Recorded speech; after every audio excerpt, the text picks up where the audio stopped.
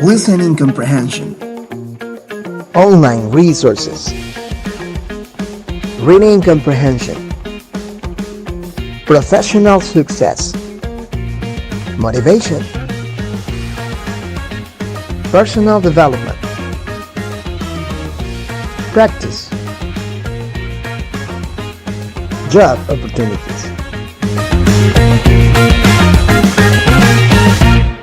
Welcome to Teaching Broadcast.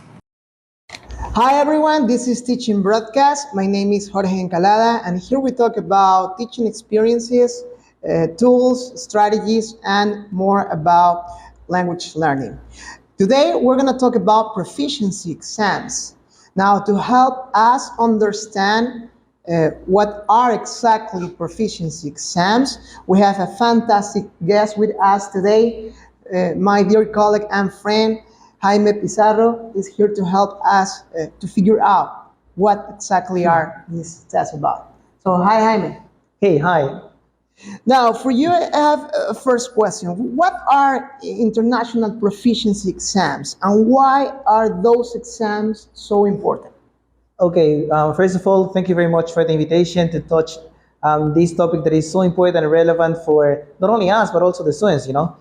And international exams are exams that are required in different kind of institutions so that, you know, if you are in this area of being a teacher, is part of the curriculum that you should have. There are different relevant things that you can name, for example, also just going abroad to study in different kind of universities as well. Very important for a person in regards of working area as well as your professional development to some extent as well. Okay, building on about what are exams or these proficiency exams, which ones are the most recognized? Ah, very good question. You know, there are some of them actually that are very well known at the government here accepts them, not only here but also internationally, that you can apply at different kind of universities. The ones that are very well known are Cambridge exams. I can name some of them like FCE, CAE, CPE, IELTS, or even there are some exams like CELTA, Delta, which are also very, very important, but mostly for professional development, as I mentioned before. What was the other question that you mentioned? Which ones are the most recognized? Oh yeah, sorry. So I mentioned Cambridge, but also there are exams like also Michigan exams, which are also very, very, very important. Besides, also you can think about TOEFL. That is one of those exams that has a long history from, you know, from many, many years ago that has been taken here in Ecuador in almost every country, you know. Okay, I understand. So we have a lot of exams, right? So there are a lot of exams in the market. Why is relevant to choose one of them? I mean, for a student that's currently here with us in the major of pedagogy of national and foreign languages, what's going to make relevant to decide I'm going to go with the FCE, I'm going to go with the TOEFL, or I'm going to choose another exam? Well, what can I say? That depends on the institution mostly. And there are some institutions that they require one particular exam rather than others. Some other institutions are mostly open, you know, to any one of them as long as you get like a B2 or C1. And if the person wants to study in a particular university abroad, also, so they mostly go with one kind of exam. For example, they said only TOEFL, like American people would go like that one. Maybe in Europe they would go with IELTS mostly, which is an exam that shows the proficiency, as you mentioned at the beginning. You know, whether the person has a B1, B2, C1, or C2, and that means that they could apply for a kind of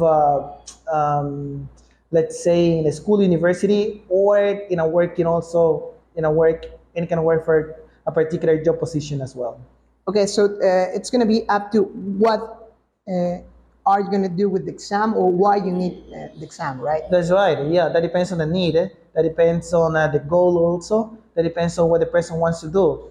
but just whether it's about education in that kind of field or in the working area as well, for both of them is so relevant. Okay, pretty good. I understand that. Now, what benefits do students gain from obtaining an international certification? Well, I would say a lot, because the benefit of, when they finish their degree program here at university, knowing that they are going to be English teachers, but that is not enough when they go to apply for any kind of institution, because for sure they're going to ask you to show a certificate, even though you can say that you have a particular kind of level or you have studied, a lot of subjects in the degree program. Still, certificate is going to be so necessary for the person to apply and to get a job as well. Okay, I totally get what you're saying. And now, let's cut for a little bit. Now we're gonna hear what our students think about proficiency exams and how they feel about taking one. Yeah. Now, Great. let's hear some of our students. Hello there, Robin here. So today I'm going to share my experience. I consider that after finishing this 9th semester, I feel so confident to take an international exam such as the ECCE or the FCE because right now I know the format of this exam because we checked it in the subject called Proficiency Training that was taught by Mr. Jaime Pizarro, and basically he showed us all of the format and the details that we need to take into consideration before we take an exam like that. So now that I know basically all the format, I feel so confident to take this exam and succeed in it. Hi, this is Millie speaking, and if I am ready to do these exams, well, after 9 semesters, I hope so, but to be honest, I don't feel confident. Why? I don't know, but I'm working on that. One thing is certain, I have a lot of practice. I have gotten tips from my teachers to improve my skills. And I can communicate in English smoothly, understand tricky texts, and write with ease. So I just feel I need more practice. And once it's done, I think I will ready to shine in those international exams. Hi, my name is Gabriela. I just finished the 9th semester of Pedagogy of International and National Language, and I feel totally prepared to get my B2 international certification.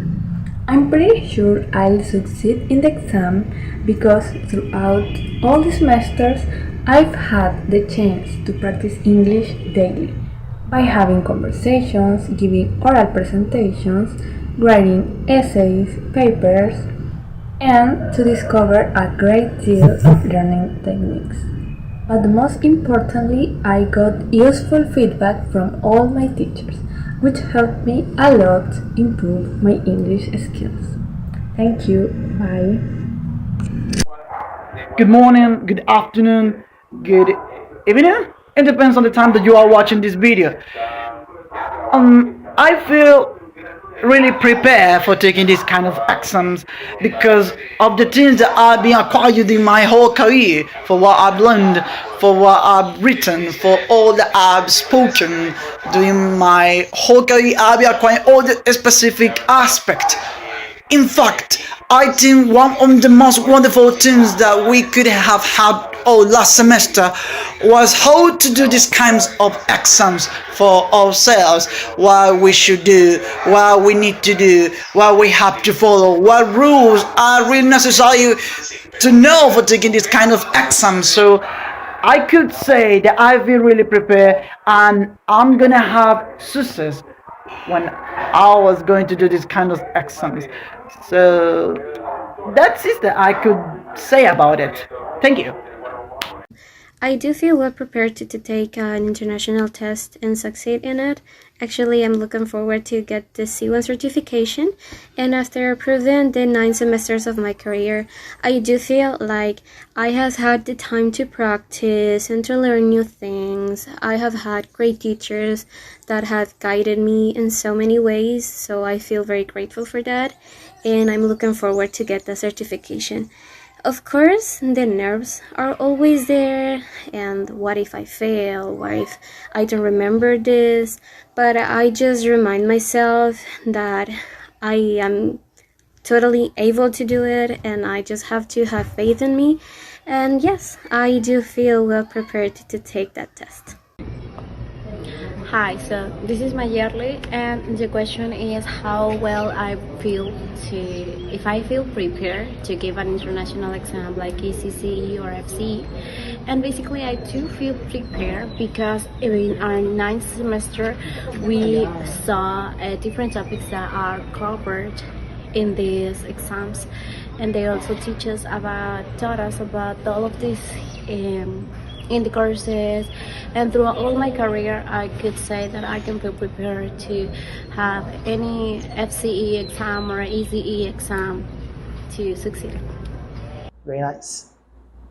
Well, now, Jaime, please, is there any difference between an international proficiency exams and the exams that the students are or they need to take while they are studying in higher education?